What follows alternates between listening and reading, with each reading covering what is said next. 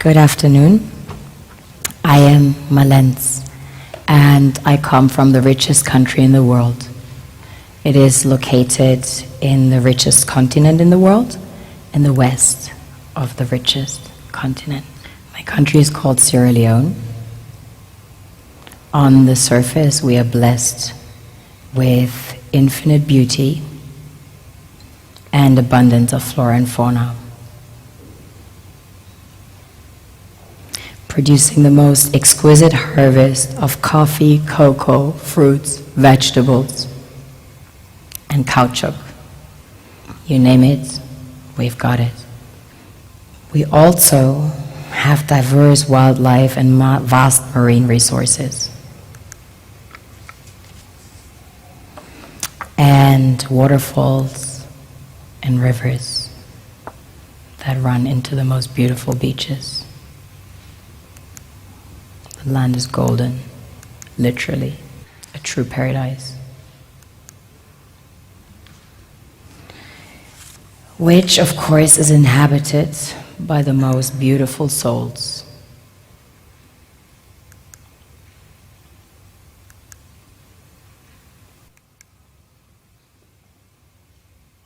We have a very strong cultural heritage.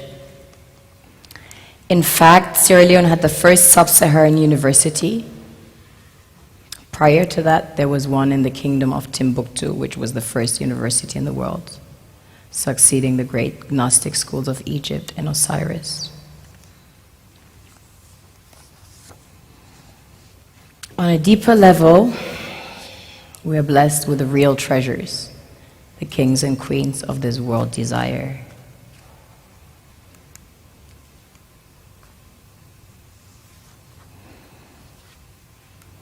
This was the largest alluvial diamond ever found. It weighs almost 1,000 carats, 969 to be precise. This beauty was found by an old lady in her backyard about 2 years ago, 125 carats. Some people mine gold in their backyards. That's quite common. Besides gold and diamonds, we have about 20 precious minerals that have been discovered as of today. We recently started extracting huge petroleum reserves that have been discovered.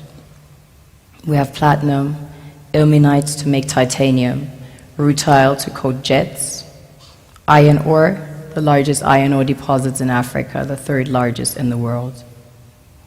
Tantalite, also known as coltan, used in your mobile phones and computers. Bauxite for aluminum production. Zinc, chrome ore, copper, coal, phosphates, potassium, salt, lead, granite, asbestos, nickel, zircon.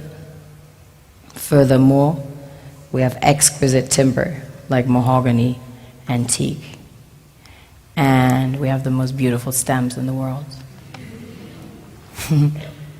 Of course, the West needs Africa's resources most desperately to power airplanes, cell phones, computers, and engines, and the gold and diamonds, of course, a status symbol to determine their powers by their core and to give value to their currencies. One thing that keeps me puzzled, despite having studied finance and economics at the world's best universities, the following question remains unanswered. Why is it that 5,000 units of our currency is worth 1 unit of your currency, where we are the ones with the actual gold reserves? It's quite evident that the aid is in fact not coming from the West to Africa, but from Africa to the Western world. The Western world depends on Africa in every possible way, since alternative resources are scarce out here. So how does the West ensure that the free aid keeps coming?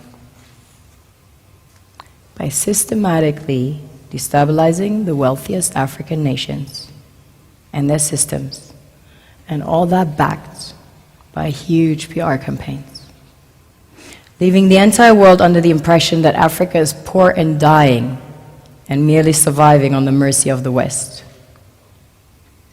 Well done, Oxfam, UNICEF, Red Cross, Life Aid, and all the other organizations that continuously run multi-million-dollar advertisement campaigns depicting charity porn to sustain that image of Africa globally.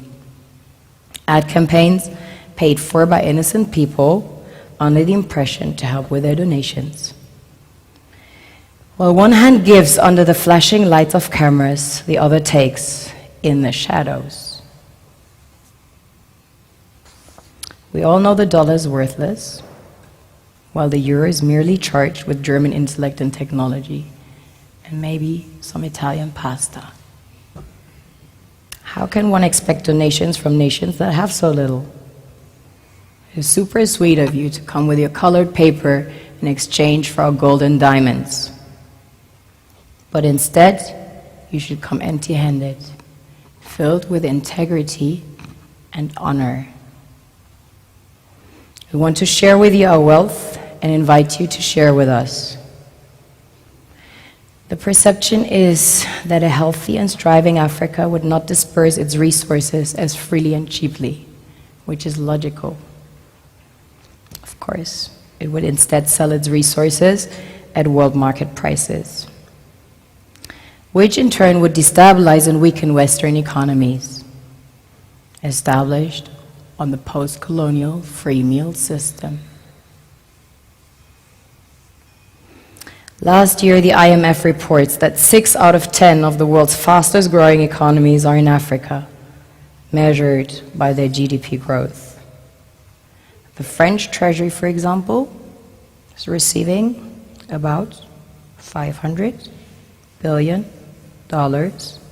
year in, year out, in foreign exchange reserves from African countries based on colonial debt they forced them to pay.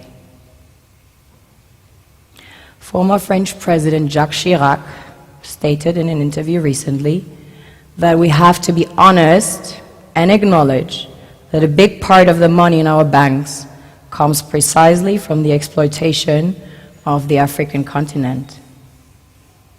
In 2008, he stated that without Africa, France will slide down in the rank of a third world power.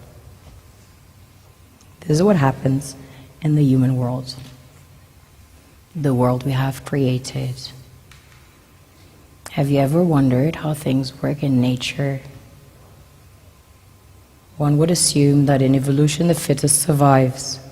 However, in nature, any species that is overhunting, overexploiting the resources they depend on as nourishment, natural selection would sooner or later take the predator out.